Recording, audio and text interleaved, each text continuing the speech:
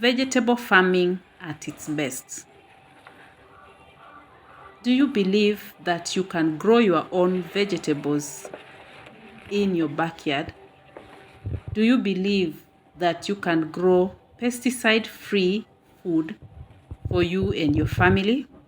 Today's video is meant to inspire those of you who would like to start or who already are in this journey of growing your own food in your kitchen garden. Come with me as I go through today's weeding and pruning in the garden. Karibuni. Welcome back to my gardening video. For those who have been with us in this journey, this is 1 week after the last time I weeded my kitchen garden. And for those who are new, my kitchen garden has several varieties of vegetables.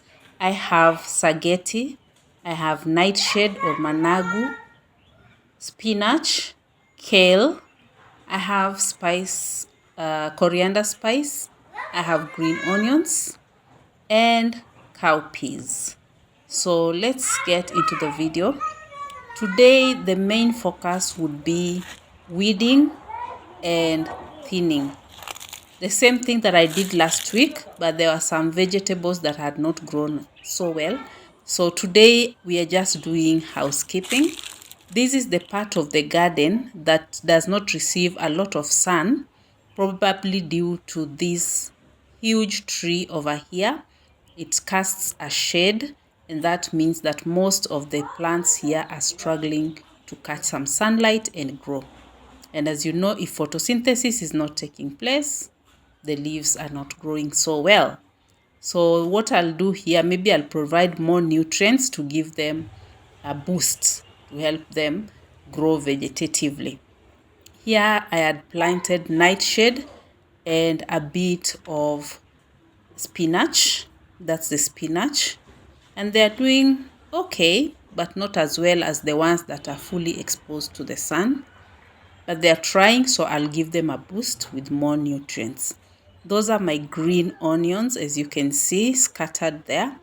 I have planted green onions to help in combating the pests and diseases. We also have the spinach there and some of my volunteer plants. If you've watched the previous video, I've explained about my volunteer plants.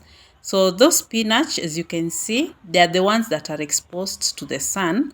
They are on the same part of the garden, but they are not shaded like the ones I showed you earlier. You can see they are doing quite well, and I pray that they continue doing so, though there are some weeds in between that I'm going to deal with today. Okay, and in between you can also see some spaghetti. Those ones are part of the volunteers. So I had done a bit of weeding last week, so the weeds that are there, I'll just pluck them out. Those are the ones I was calling my outshiners. They do very well, the cowpeas. They are on the third part of the farm. This garden is divided into 3, and for no particular reason but to help me manage the farm well.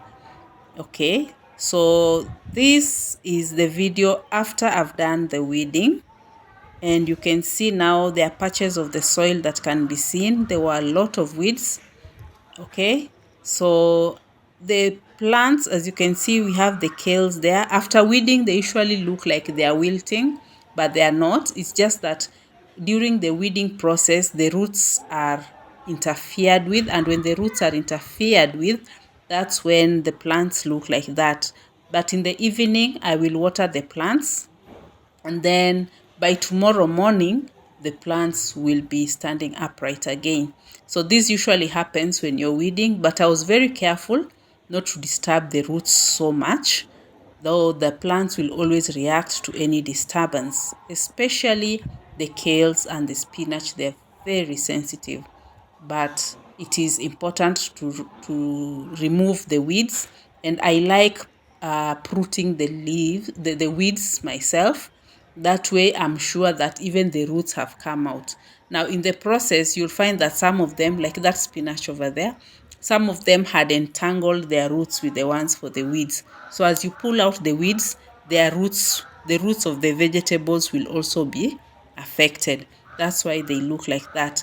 But I have heaped soil on every plant, and after this they are going to grow so well because the weeds that were interfering with them have been removed.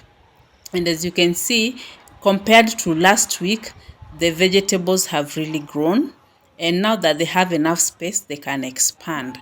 Now, during the weeding process, I also thinned the plants, and you will see the harvest that I've come up with. I've also pruned the plants, especially the cowpeas. I've plucked the upper leaves. Last week, I also did the same, and now they are growing so well. They are spreading out because now they are not as congested as they were last week. So this is my harvest, what I consider my second harvest. Last week I did the first one, and it's not a harvest per se, it's just from the thinning and pruning. Imagine just from the thinning and pruning, I have these much vegetables. Okay, you can see the spaghetti there. I have the amaranth, I have the nightshade, the managu. I have green onions. I had to pluck out most of the green onions, the leaves of the green onions, because they were weighing down the plants. Remember, their stems are still not so strong. So if you leave them, they start bending downwards, then they touch the soil and they contract. They start wilting. While you can actually remove, the moment you remove them, you give them energy to start growing again. I now have enough food for my family tonight. These vegetables, as you can see, they are quite young and fresh, so there is no need for cooking them for a long time. They are organically grown. I don't use any pesticides on the farm. And apart from being a hobby, this garden ensures that we eat food that we know the origin, we know how it has been produced. If you like this type of content, kindly subscribe to my videos so that next time when I post, you'll be able to be notified. Hit the notification button, like, share with friends. Okay, so I would like to encourage you, if you are able to grow something, kindly do. It is so therapeutic.